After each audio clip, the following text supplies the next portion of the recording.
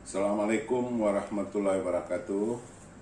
Selamat berjumpa kembali dengan saya Dr. Abbas Mansur MM dalam video pembelajaran mata kuliah MSDM chapter 12 Hubungan Industrial.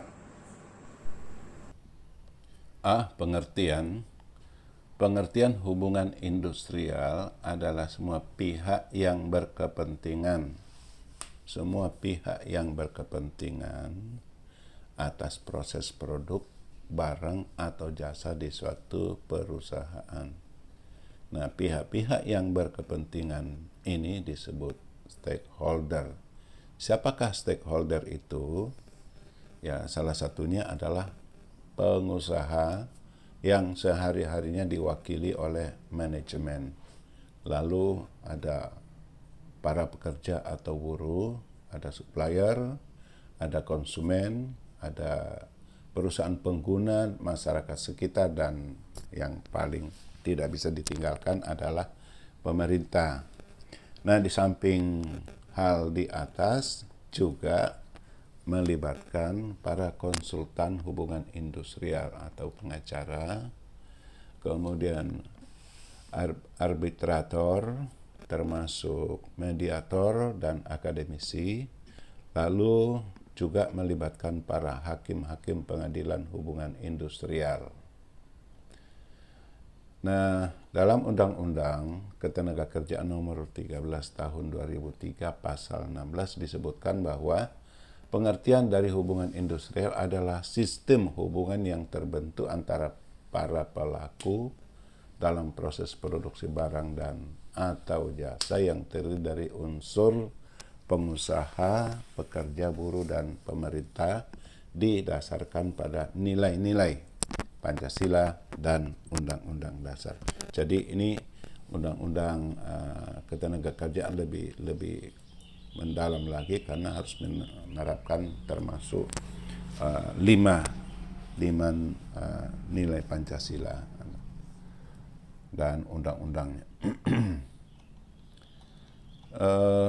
Kemudian hubungan industrial itu awalnya dikaitkan dengan pekerja laki-laki, pekerja penuh waktu, kemudian mempunyai serikat buruh, pekerja kasar di unit pabrik besar yang menetapkan pengendalian, pemogokan, dan perundingan bersama. Namun di Indonesia hubungan industrial ternyata berkaitan dengan semua pihak yang terlibat di dalam hubungan kerja di suatu perusahaan tanpa mempertimbangkan gender keanggotaan serikat pekerja atau buruh.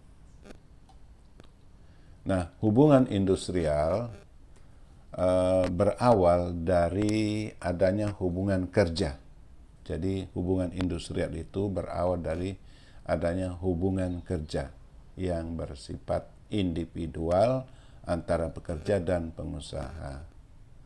Kemudian perjanjian kerja ini dilakukan pada saat penerimaan pekerja antara lain membuat ketentuan mengenai waktu pengangkatan, persoalan masa percobaan, sampai pada penempatan kerja. Nah, tujuan akhir daripada hubungan industrial itu adalah meningkatkan produktivitas dan kesejahteraan pekerja maupun pengusaha. Yang kedua, tujuan saling berkaitan, tidak terpisah, bahkan saling menguntungkan, dan seterusnya. Kunci utama keberhasilan hubungan industrial adalah komunikasi dan interaksi. Komunikasi harus terbuka, ya. Apakah interpersonal, apakah antarpersonal, sehingga tidak ada salah interpretasi dalam komunikasi. Lalu harus menciptakan hubungan yang dekat atau sering berinteraksi antara berbagai unsur-unsur yang terlibat di dalam perusahaan, sehingga tidak atau menimbulkan suatu kenyamanan atau menciptakan suatu ketenangan kerja dan berusaha atau disebut industrial peace. Ada 9 permasalahan yang sering memicu konflik. 1. Solidaritas sesama pekerja. 2. Perbedaan persepsi tentang perundangan. 3. Kepala personal yang dianggap terlalu berpihak ke manajemen ke atas. Kemudian perubahan manajemen perusahaan dinilai tidak memperhatikan kepentingan kesejahteraan pekerja. Dan seterusnya. Bisa dibaca sendiri. Lalu ciri-ciri hubungan industrial. Sangat manusiawi nih. A. Bekerja bukan sekedar mencari nafkah saja. Jadi hubungan industrial itu adalah sangat manusiawi, makanya dikaitkan dengan Pancasila dan Undang-Undang Dasar. Karena dia beranggap bahwa bekerja bukan hanya sekadar mencari nafkah saja, melainkan juga sebagai pengabdian. Ada kata-kata pengabdian terhadap Tuhan, ya, sesama manusia, terhadap masyarakat, bangsa, dan negara. B. Menganggap pekerja bukan hanya sekedar faktor produksi belaka, melainkan adalah sosok pribadi yang punya harkat dan martabat yang perlu dihormati. C. Melihat antara pekerja dan pengusaha bukan mempunyai kepentingan yang bertentangan, melainkan mempunyai kepentingan yang sama untuk dijunjung tinggi, dan seterusnya.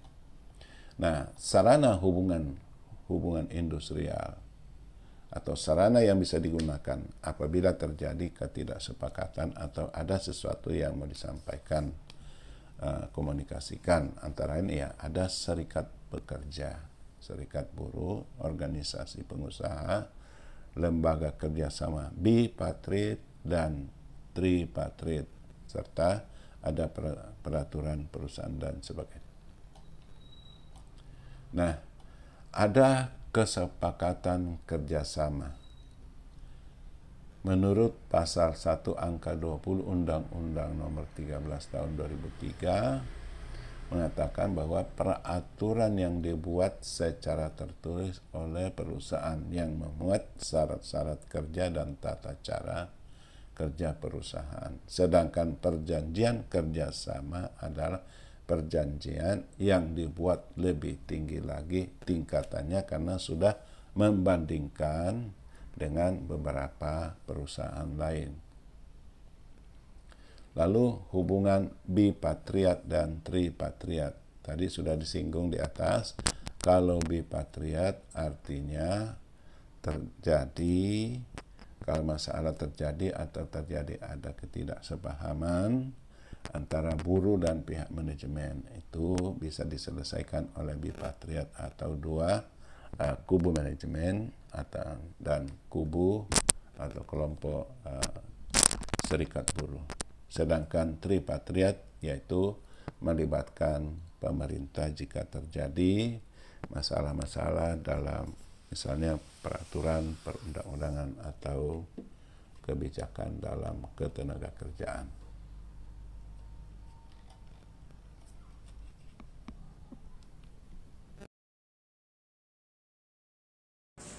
Demikian penjelasan secara singkat dan sederhana tentang hubungan industrial.